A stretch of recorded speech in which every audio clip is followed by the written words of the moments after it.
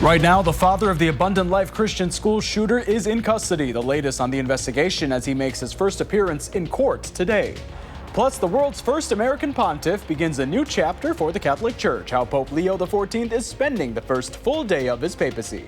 This is News 3 Now at noon. Thank you so much for joining us. I'm Arman Rahman. Josh is off today. While we continue our coverage of the Abundant Life Christian School shooting, due in court today, the shooter's father. Right now, he's in the Dane County Jail facing multiple charges. For more on the investigation, let's go to Maddie Heimsch, who's live at the Public Safety Building. Maddie, what can you tell us?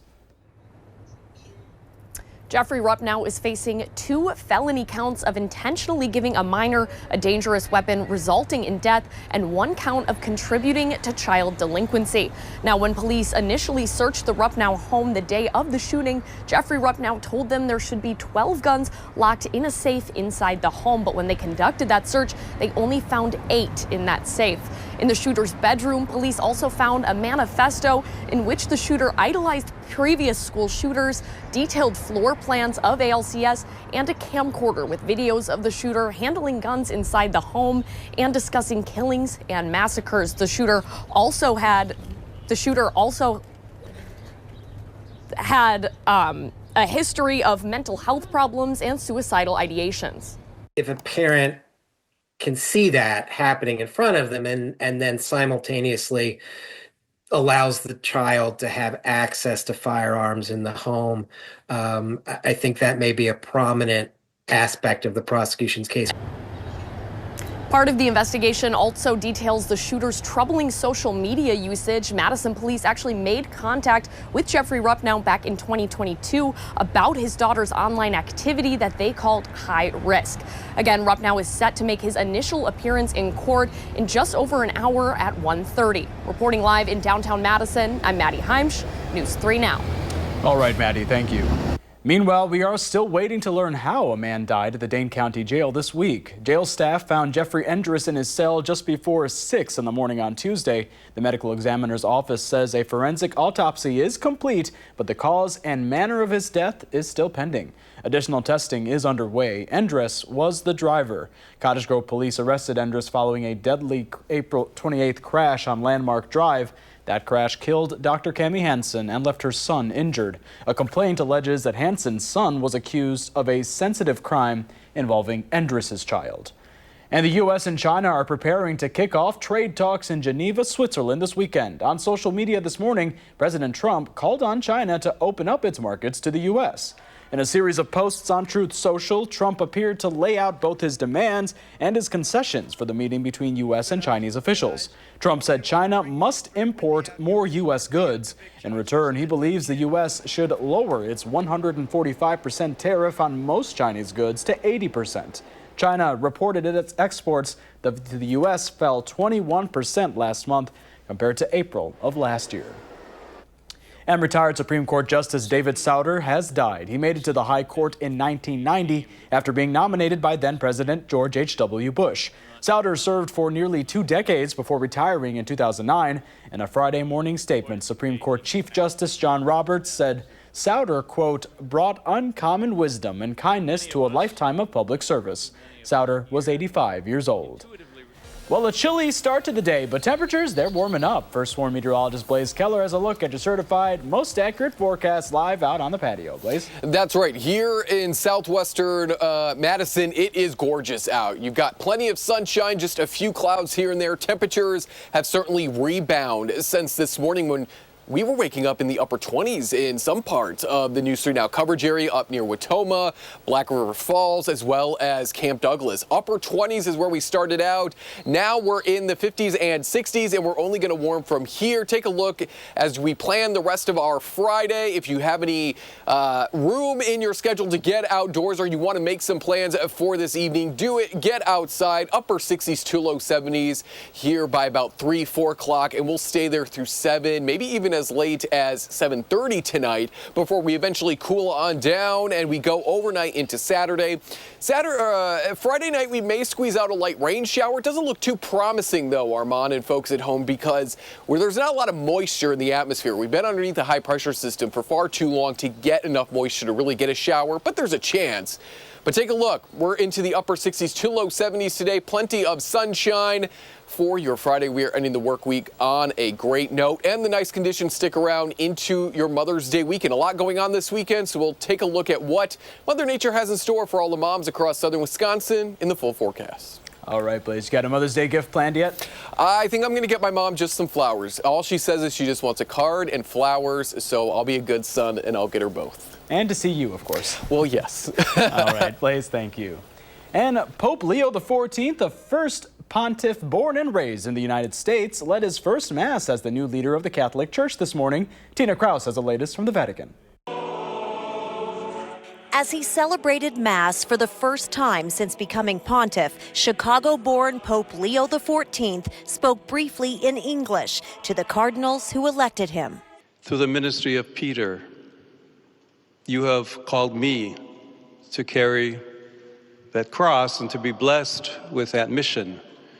And I know I can rely on each and every one of you to walk with me. The Mass was held in the Sistine Chapel, the same sacred space where just a day before he spent his last moments as Cardinal Robert Prevost, before cardinals handed him the helm as the first ever pope from the United States.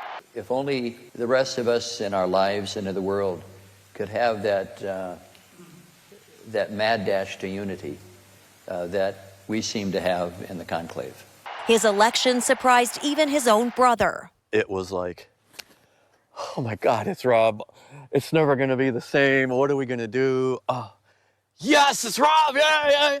The mood has shifted here in St. Peter's Square nearly 3 weeks after Pope Francis passed. People tell me their hearts are full as a new era dawns. I hope this new Pope is also can be the same or better. You said your heart feels better? Yes, it feels complete again. Leo will be formally installed as Pope at a Mass on May 18th and will preside over his first general audience a few days later. Tina Kraus, CBS News, the Vatican. And we're starting to get a few glimpses of what kind of Pope Leo is going to be. Like Pope Francis, he chose not to wear the red loafers prepared by traditionalist popes. Instead, he was seen wearing simple black shoes. He's also chose to spend his first night as Pope in the residence instead of the apostolic palace where popes traditionally live. Well, coming up next, why Igloo is recalling thousands of coolers in North America, plus how much Americans are expected to spend on mom over weekend for Mother's Day.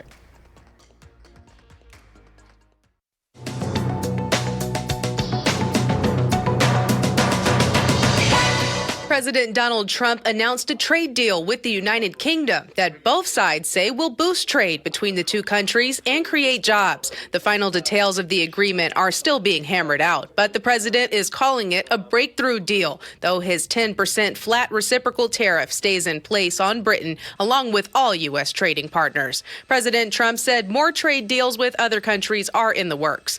Igloo is recalling an additional 130,000 flip-and-tow rolling coolers in North America. According to a post by the Consumer Product Safety Commission, the handle can pinch users' fingers, leading to possible crushing and amputation injuries. The company has already recalled more than 1 million coolers this year, with reports of more than 70 injuries. Consumers can contact the company for a free replacement handle.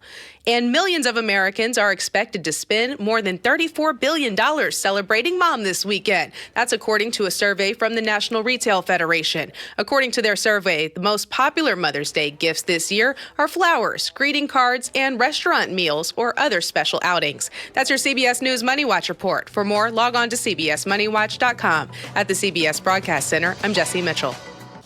Well, here's a look at the current stock numbers. The Dow is down 194, the Nasdaq is down 39, and the S&P 500 is down 10. Our call for action volunteers are in the building, taking your consumer complaints and taking action on your behalf. You can call for action at 608-270-2833 or submit a claim anytime at channel3000.com/call-for-action. Well, when we come back, Pam has the ag numbers, plus Blaze returns with the weekend forecast. Then later on Live at 4, what's next for the state budget now that a powerful legislative committee has gutted the governor's proposal?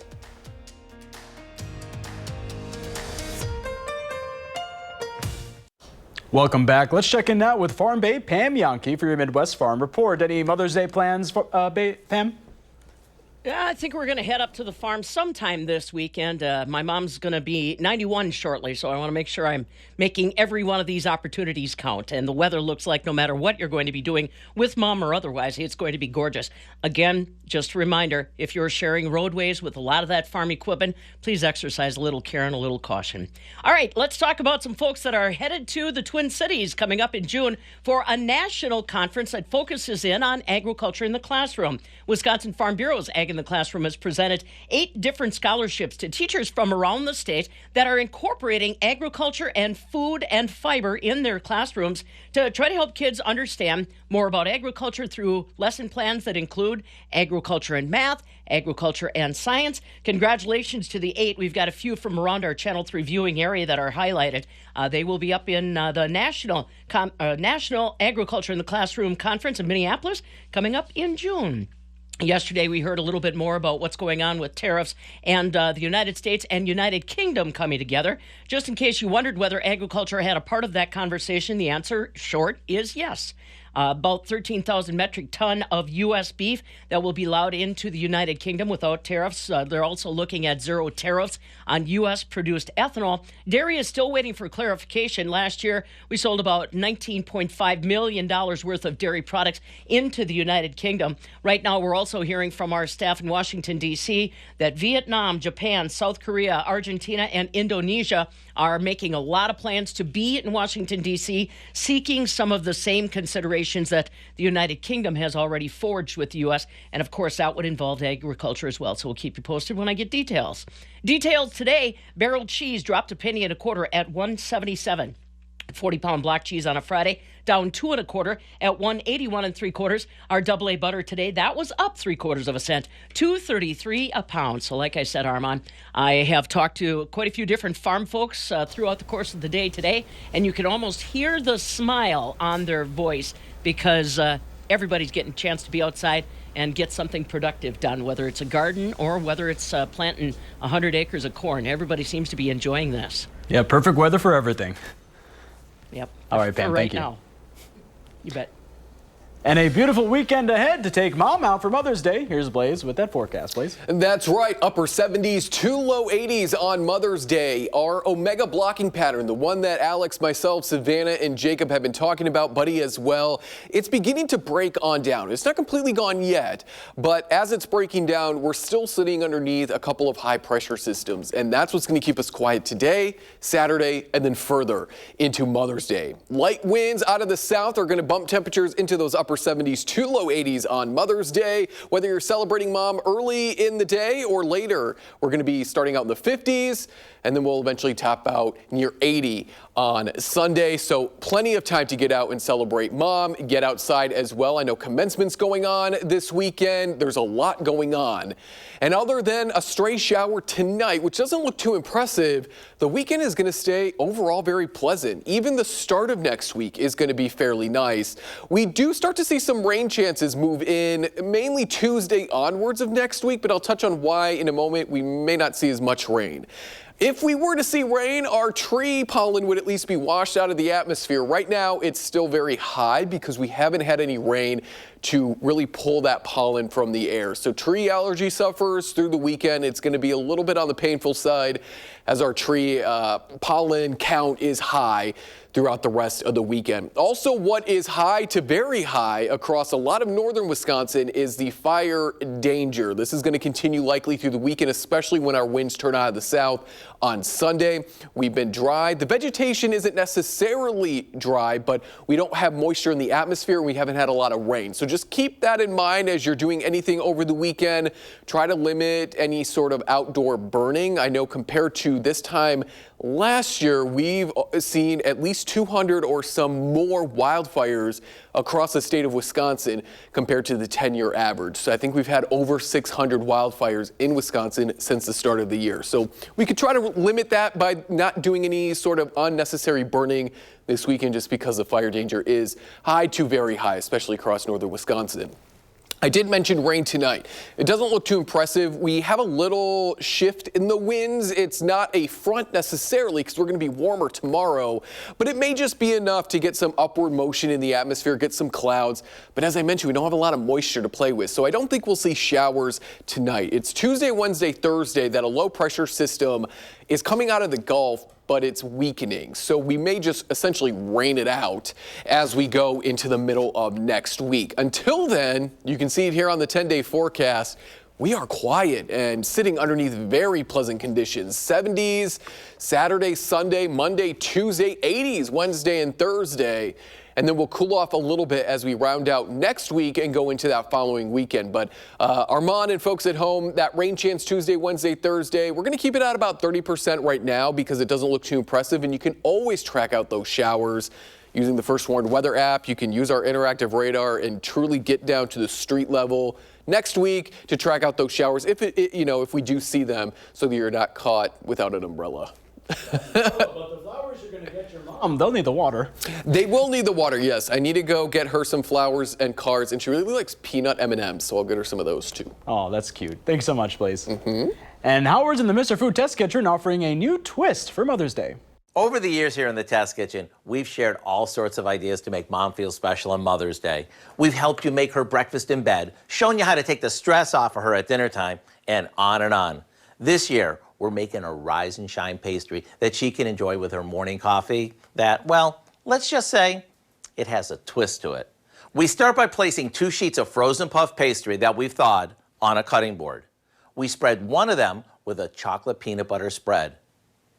After that, we sprinkle it with some chopped peanuts. This is gonna be good. Next, we flip the other sheet of dough over the nuts and cut it lengthwise into half-inch strips. For the twist, we grab each end of a strip and gently twist it like this. Now we roll each one up and place them on a baking sheet. After tucking in the ends and topping it with some melted butter and sugar, we bake them off. When these come out of the oven, they look so good, it's hard to believe how easy they were to make. But the true test comes when you serve these to Mom. To get the recipe for our chocolate peanut butter twists, simply visit our website. I'm Howard with Kelly in the Mr. Food Test Kitchen, wishing our moms and all moms a Mother's Day filled with lots of, ooh, it's so good. And after the break, we'll introduce you to our Pet of the Week from the Dane County Humane Society. Well, it is time for Petentially Yours. Lisa Bernard from the Dane County Humane Society is here. And you know what? I'm going to let her introduce herself. Can you shake your hand? Can you shake? Shake? Maybe? Maybe? Oh, you just did in the break. Don't make me look bad. Come on, shake. Okay, well, who is this, Lisa? This is Angelina. She actually does shake I've seen it, yes. She's just very into the cheese stick that you have. A Wisconsin girl. Born and bred, I'm sure. She's 8 years old. Okay. She's a Border Collie mix. She's super sweet. She is. Very sweet, very friendly, loves being around people, obviously loves her cheese sticks. Yep. We'll get her to come back up. A little bit of a shudder too. A little bit. Just a tad. She loves to go for long hikes and walks. She's looking for a family who will just spoil her with all of those long hikes and walks and a quiet home. Quiet meaning just her? Just her and no small children. Okay.